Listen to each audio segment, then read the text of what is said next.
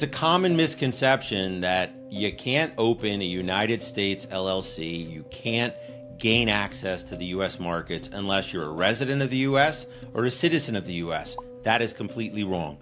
Anyone can open up an LLC in the United States, whether you're a citizen or a resident, or whether you live in another country and want to gain access to the United States markets. So the good news is that the requirements for a non-US citizen or non-resident to open up an LLC are very similar to the requirements for someone who is a citizen or resident of the United States. But there are some complexities, or there are some things you need to be aware of.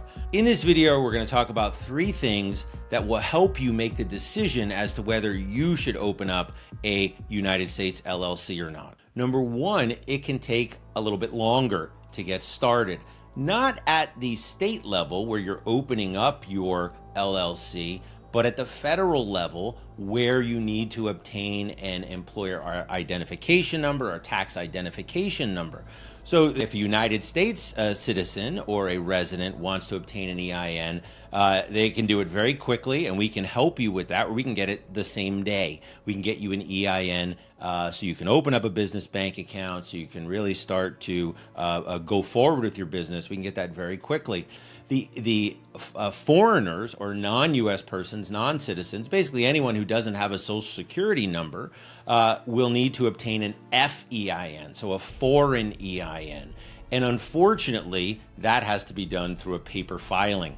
It can be faxed into the IRS, but there is not an online portal or a way to order that without signing a piece of paper, submitting that piece of paper to the IRS, and then they can take a substantial amount of time, weeks, and in some cases even months, to issue that foreign EIN for your company. So that can be a bit of a blocker. It is a bit easier to do when you are a U.S. citizen or resident. So that's the first thing. The second thing is that you have to establish an address for your business. And if you're a U.S. person, then you have an address. Obviously, you live somewhere. If you're here in the United States as a citizen or a resident, if you are not in the U.S., if you don't have an address here, you're going to have to obtain a business address for your company. You can't use your home address as the address of the company. You're going to need something different, something more. So you'll have to engage someone to either get a virtual office or to someone who can provide you with a mailing address for your business. So that's something to keep in mind as well. And the third thing is that in order to obtain a bank account in the U.S., banking rules have been changing significantly, and it can be more challenging to obtain a U.S. bank account. Rules vary from bank to bank, but some do require a physical U.S. address, and they may not accept a virtual office in order to open up that bank account. There are other options available, and some individuals don't even open a U.S. bank account. They use other payment processing systems that do work with the banks in their home country. So they can take the payments through something like Stripe, or they can take the payments through PayPal, and then those funds will move into their foreign bank account. And so there are definitely ways that you can operate your business, even if some of these challenges of opening a bank account would appear to be blockers for you. Understand that there are other ways to operate your business, even if you don't have a US-based bank account. Things to keep in mind when you're a non-US person, a non-resident, or not a citizen, when you're opening your LLC, is that all of the same rules are going to apply to you. It's great in that our state's laws do not make any distinction between a US person and a non-US person who is the owner of an LLC. You're going to get all the same protections as every other owner of an LLC gets, but you do need to follow all of the LLC rules. And there's a lot of rules. We have other videos about this related to member contributions, member distributions, operating agreements, record keeping. All of those things apply to you. So please watch those other videos. The requirements and the things you need to keep in mind are the same, whether you're a U.S. person or whether you're a foreigner who is opening up that U.S. bank account. The place where there is a distinction is when it comes to taxes at the federal level. So not about the LLC itself, but about taxes and reporting.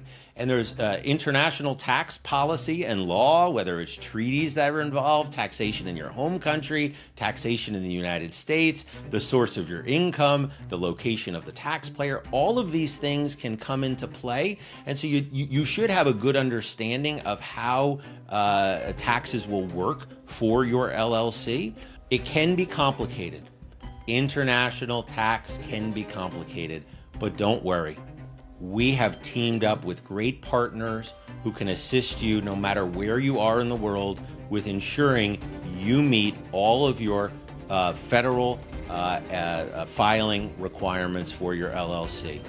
Check out the links below so we can get you in touch with those partners. The process of forming an LLC is not that complicated for a foreign individual, but there are some things you are going to need to do. Step one, this one is critical, like and subscribe.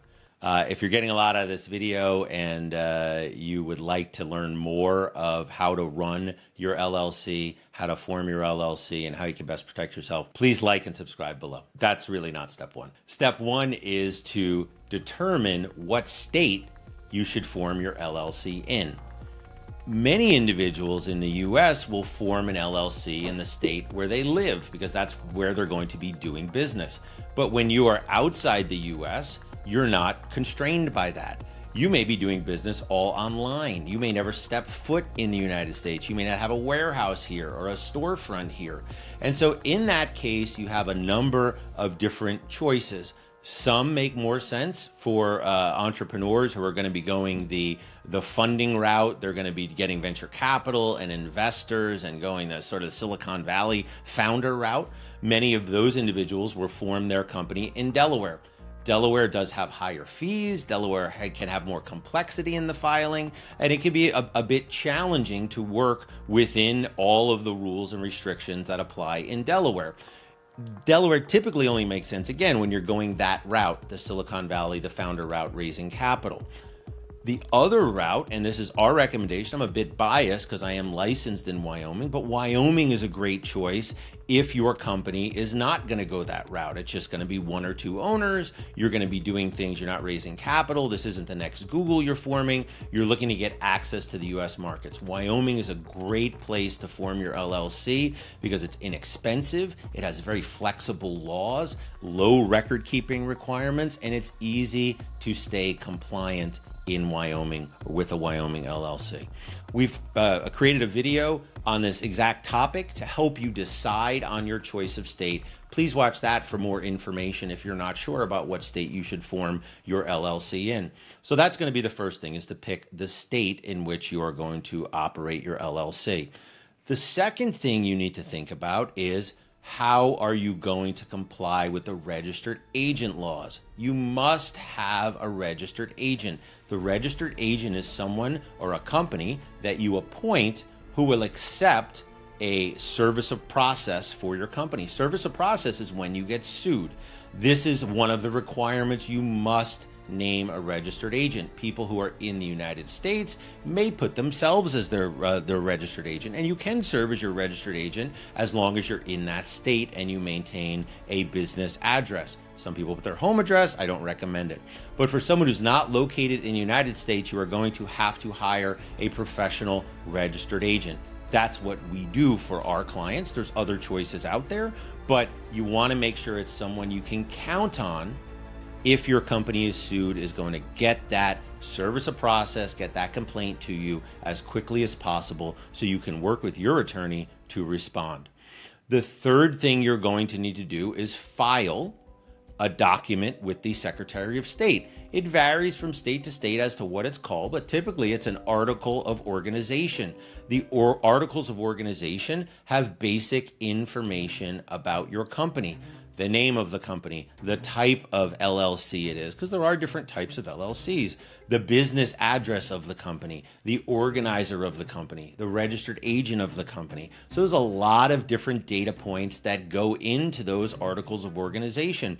And most people don't feel confident enough to file that document themselves. And so they hire a professional to assist them with it. That's one of the things we do, is we make sure that your articles of organization are filed properly and contain the accurate accurate and required information so you get started on the right foot when it comes to your company. If you decide that a US LLC is right for you after watching this video, the next thing you need to do is to figure out what state you're going to form your LLC in.